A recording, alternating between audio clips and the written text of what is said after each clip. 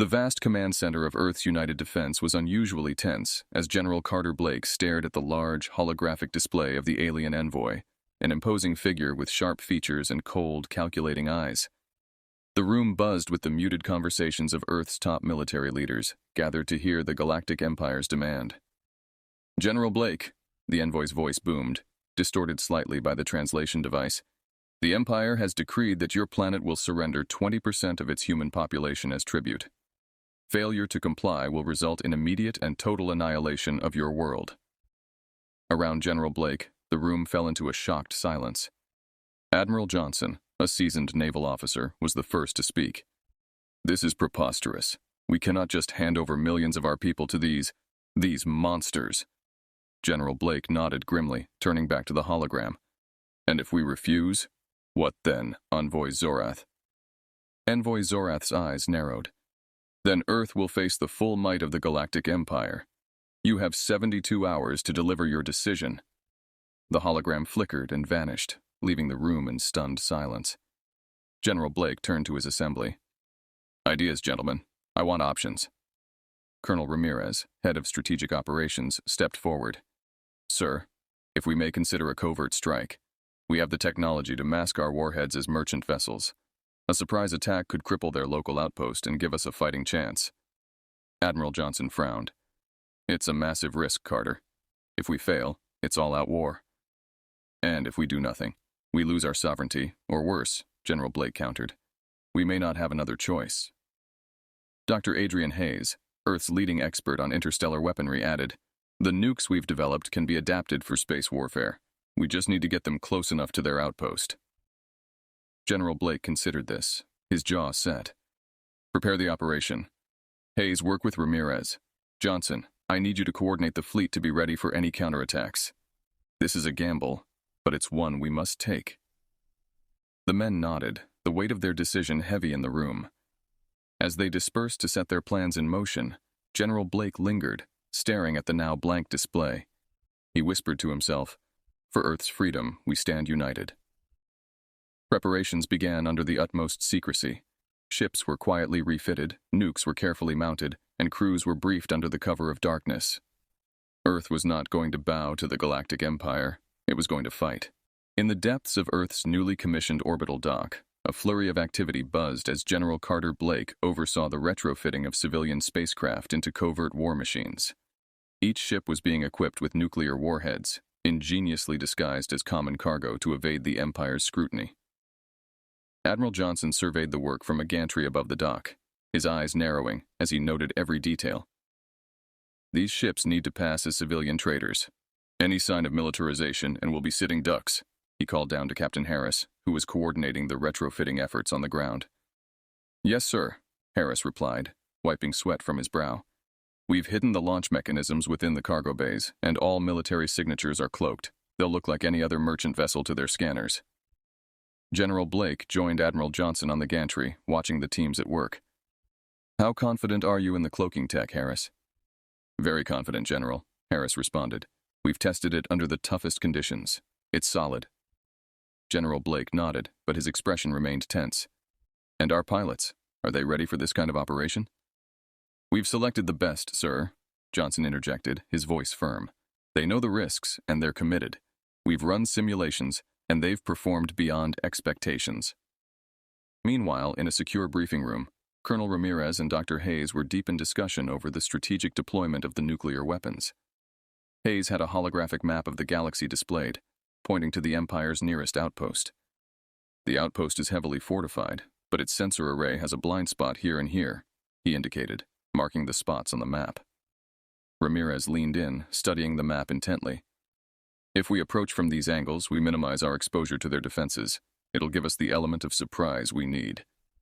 Hayes nodded, tapping the table thoughtfully. "We'll need precise timing. The launch window is narrow, and the fleet's coordination must be impeccable." Back in the orbital dock, General Blake gathered the pilots for a final briefing. The men and women in front of him were the elite of Earth's forces, handpicked for this mission due to their skills and courage. "You've been chosen for one of the most critical missions in our history," Blake began, his voice resonating through the room. "The success of this operation will determine the fate of our planet. I have every confidence in each of you. One of the pilots, Lieutenant Maya Chen, stepped forward. Sir, we won't let you down. We know what's at stake. As the pilots nodded in agreement, a sense of resolve filled the room. General Blake looked over his team, proud yet aware of the dangers they were about to face. Dismissed, he said finally. The team dispersed, heading to their ships with determination etched on their faces. As the final preparations were completed, General Blake and his command team watched from the control center as the disguised merchant ships began their silent journey towards the Empire's outpost. Earth's audacious counter-strike was underway, a bold statement of defiance against a seemingly insurmountable foe. The silence in Earth's orbital command center was palpable as General Carter Blake and his team monitored the covert fleet's approach to the Galactic Empire's outpost. The tension mounted with each passing second, a mixture of anticipation and apprehension hanging heavy in the air. Admiral Johnson stood beside General Blake, his eyes fixed on the large screen displaying the fleet's progress. The fleet's approaching the target zone, General. All systems are green. General Blake nodded, his focus unyielding. Good. Inform Captain Harris to initiate the countdown. On one of the disguised merchant ships, Captain Harris received the command and relayed the instructions to his crew. All stations, prepare for missile deployment. Countdown to launch commences now. The crew members, well-trained and resolute, readied themselves. The ships, cloaked in their civilian disguises, silently drifted through space, drawing ever closer to the Empire's outpost. The outpost, a massive structure bristling with armaments, loomed ahead, unaware of the impending threat. Back at the command center, Dr. Hayes monitored the communication channels, ensuring that all signals remained hidden beneath the Empire's detection thresholds. No anomalies in our transmission patterns. We're still ghosting them. Colonel Ramirez, overseeing the tactical operations, checked the alignment of the ships as they maneuvered into position. Alignment is perfect, General. We're on the optimal trajectory for maximum impact. General Blake took a deep breath, his gaze never wavering from the screen. On my mark. 3, 2, 1. Execute. Captain Harris, aboard the lead ship, pressed the launch command. The disguised cargo bays opened silently, deploying the nuclear warheads towards the outpost with precision. The command center watched in tense silence as the warheads traveled the short distance to the outpost. Seconds felt like hours until the monitors showed the initial flashes of light as the warheads detonated on target. The explosion was colossal, a blinding burst of light followed by a shockwave that rippled through space. The outpost, caught entirely off guard, was engulfed in a fiery inferno, its defenses obliterated in an instant. Admiral Johnson let out a breath he hadn't realized he'd been holding. Direct hit, General. The outpost has been neutralized. General Blake allowed himself a moment of relief before his strategic mind kicked back in. Monitor for any distress signals or retaliatory actions. This is just the first strike. The Empire will respond. As the debris from the outpost drifted in space, the gravity of their actions settled in. They had struck a significant blow against a vastly superior enemy, signaling Earth's refusal to submit. But everyone in the command center knew this was only the beginning of their struggle. We need to prepare our defenses and anticipate their next move, General Blake instructed, turning to his team. This war is far from over. Today we've shown that Earth will not go quietly. Let's be ready for what comes next. The team nodded, their resolve hardened by the success of the mission, but aware of the challenges ahead. The battle for Earth's freedom had truly begun, and they were in for the fight of their lives. The destruction of the Galactic Empire's outpost sent shockwaves through the cosmos, alerting the Imperial High Command of Earth's defiance.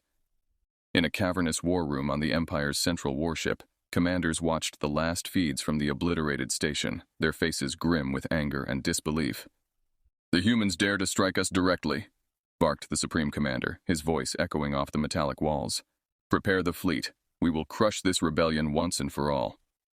Meanwhile, back on Earth, General Carter Blake prepared for the inevitable counterattack. He convened with his top advisors and military strategists in the fortified underground command center, planning Earth's defense. "Admiral Johnson, status on the orbital defense stations?" General Blake asked, looking over the digital map displaying Earth's defensive assets. "All stations are fully operational, General. The particle beam arrays have been calibrated for maximum efficiency," Johnson replied, his fingers tapping on the tablet in front of him. "Good, Dr. Hayes. Ensure that all communication lines are secure." We can't afford any breaches or espionage at this stage, Blake continued, his gaze intense and focused. Dr. Hayes nodded, adjusting his glasses. I've implemented additional encryption protocols. Our communications should be secure from any Imperial attempts to intercept.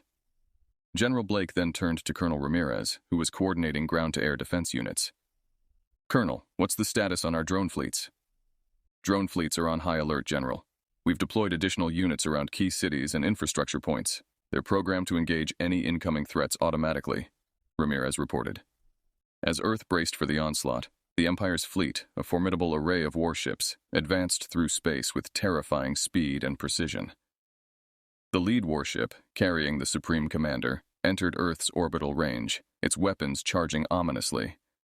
General Blake watched the approaching fleet on the large screens in the command center. This is it, he muttered to himself. All units, engage at will, protect Earth at all costs. The battle commenced with an intense fury as the Empire's ships breached Earth's orbit. Orbital defense stations fired volleys of particle beams, slicing through space and striking several enemy vessels. However, the Empire's advanced shielding systems absorbed much of the impact, allowing them to press forward. In response, Earth's drone fleets swarmed the invading ships, executing kamikaze strikes against weaker points in the alien armaments. Explosions lit up the near-Earth orbit, casting a surreal glow over the planet's surface. Admiral Johnson coordinated the orbital fleet's maneuvers, dodging incoming fire and retaliating with precise missile barrages. Keep them off balance. Don't let them settle into a siege position, he commanded through the comms. Down on Earth, anti-aircraft batteries opened fire as smaller fighter ships from the Empire managed to penetrate the atmosphere, their cannons blazing. The skies roared with the sound of conflict, a stark reminder of the battle being fought above. General Blake remained resolute amidst the chaos. We knew this wouldn't be easy. Hold the line. Earth's future depends on every one of us today. As the battle raged, both sides suffered losses, but Earth's forces held strong, their determination unyielding against the Empire's might. The fight for Earth had turned into a grueling test of wills, with humanity standing defiant in the face of overwhelming odds. General Carter Blake stood firm in the command center, his eyes glued to the live feeds broadcasting Earth's orbital defenses, clashing with the Galactic Empire's invading forces. The situation was desperate, with both sides sustaining heavy casualties in a relentless exchange of firepower. Admiral Johnson, I need an update on our orbital platforms. Are they holding? General Blake asked, his voice steady despite the tension. Admiral Johnson's response came through gritted teeth, his focus unyielding as he monitored the ongoing skirmishes. We've lost 2 platforms, General, but the others are still operational. We're managing to keep most of their fleet at bay, but they're adapting quickly. General Blake nodded, processing the news. Redirect reserve power to the remaining platforms. Enhance their shielding and targeting systems. We can't afford any more losses. Beside him, Colonel Ramirez managed the ground response, coordinating with forces worldwide to ensure that the aerial assaults were contained. Our anti-air units are stretched thin, General. The Empire's fighters are relentless. Use the urban defense grids more aggressively, Colonel. Activate all drones and automated defenses. Every city must hold its ground, General Blake instructed, his gaze never leaving the screens. As the battle intensified, Dr. Hayes reported a critical breakthrough from the tech division. General, we've developed an EMP-like weapon that could disable the Empire's smaller crafts without causing collateral damage. It's ready for deployment. Excellent. Deploy it immediately. Target their main cluster formations. Let's give them something to think about, General Blake ordered, a spark of hope flickering in his eyes. Within minutes, the new weapon was launched into the orbiting battlefield. The EMP pulse surged through the ranks of the Empire's fighters, causing systems failures and leaving them adrift. Earth's forces seized the opportunity, moving in to neutralize the disabled enemy ships. However, the Empire's flagship remained a formidable threat, unleashing devastating volleys of energy projectiles that tested Earth's defenses to their limits. Admiral Johnson coordinated a counteroffensive, deploying a series of high-speed interceptor missiles directly at the flagship. Focus all firepower on that flagship. It's the key to their assault coordination. Bring it down, and the rest will falter, Admiral Johnson commanded over the comms. As the interceptor missiles arced through space toward the Empire's flagship, General Blake held his breath, watching as explosions blossomed across the flagship's shields. Finally, one missile penetrated, striking a critical blow that rocked the massive vessel. Cheers erupted in the command center as the flagship's systems began to fail, its movements becoming sluggish. its retaliatory fire less accurate. Earth's forces pressed their advantage, launching a relentless barrage that further damaged the crippled behemoth. "We've got them on the ropes, keep pressing," General Blake shouted, rallying his troops. "This is our chance to push them back for good." As the Empire's ships started to retreat, damaged or destroyed, Earth's commanders did not let up, pursuing the invaders beyond the planet's orbit, ensuring they could not regroup or mount another attack. Exhausted but exhilarated, General Blake and his team watched as the last of the enemy ships warped away in retreat. Earth had held its ground against a formidable foe, proving that even in the face of overwhelming odds, human courage and ingenuity could prevail. The aftermath of the intense battle left Earth's defenses weakened but victorious. General Carter Blake, standing in the command center surrounded by his team, watched the last of the enemy ships flee into the warp gates that would take them light years away. Earth had repelled the Galactic Empire's formidable assault, a testament to human resilience and tactical ingenuity. "Admiral Johnson, status report on all sectors," General Blake ordered, his voice echoing slightly in the now quieter room. Admiral Johnson, who had been coordinating the orbital fleet's maneuvers, turned from his console, fatigue evident on his face but his eyes bright with the adrenaline of victory. "All remaining enemy vessels have retreated, General. Orbital platforms are holding, though several need serious repairs. Casualty reports are still coming in, but it's far less than what we could have faced." General Blake nodded solemnly, aware of the cost of such a victory. "And the ground defenses?" Colonel Ramirez, responsible for coordinating Earth's ground-to-air responses, updated. "Ground defenses held strong, General. Cities are intact, with minimal collateral damage. We're already coordinating relief efforts and starting repairs." Dr. Hayes, who had been instrumental in developing the EMP weapon that turned the tide, added, "We're analyzing all the data collected during the battle. It will give us a significant advantage in improving our defense capabilities moving forward." General Blake surveyed his team, pride swelling in his chest despite the exhaustion that pulled at his limbs. "This victory was hard-earned. You all performed exceptionally. Now our focus must shift to reconstruction and readiness. The Empire may think twice before they challenge us again, but we must be prepared." He turned to address the broader command staff and the various communication feeds linking them to units and leaders around the world. "Let this victory serve as a reminder of what we're capable of when we stand united. We've defended our home, our families, and our future. Now, let's rebuild, stronger and wiser than before." In the days that followed, Earth began the process of healing and rebuilding. Cities damaged during the battle saw a flurry of activity as both military and civilian populations worked together to restore their full functionality. News of Earth's successful defense spread like wildfire, bolstering spirits and igniting a renewed sense of global unity and purpose. General Blake, in a widely broadcasted address, spoke of the bravery and sacrifice of all who had defended Earth. "Our planet was tested, but we rose to the challenge. Let us move forward with the knowledge that we are not just survivors, but protectors of our world. Let this victory remind us of our strength when we stand together." As Earth rebuilt, new defense strategies were implemented. Technologies captured or salvaged from the battle were reverse-engineered, leading to advancements in Earth's military capabilities. Diplomatic channels, once cautious and reactive, became assertive, ensuring that Earth's voice was heard and respected in the galactic community. Months later, as Earth's skies returned to peace and the debris of war was cleared, General Blake visited one of the newly rebuilt orbital platforms. Looking out over the planet, now calm and thriving below, he felt a profound connection to the people he had sworn to protect. "We stood against the darkness, and we held the line," he murmured to himself, a quiet vow renewing in his heart. "For Earth, for humanity, we will always stand ready." With Earth's might tested and proven, the Galactic Empire, and indeed the universe, now viewed humanity not just as survivors, but as formidable defenders of their domain. Earth was no longer a planet to be demanded tribute from, but a sovereign power in its own right, ready to face whatever challenges the cosmos might bring.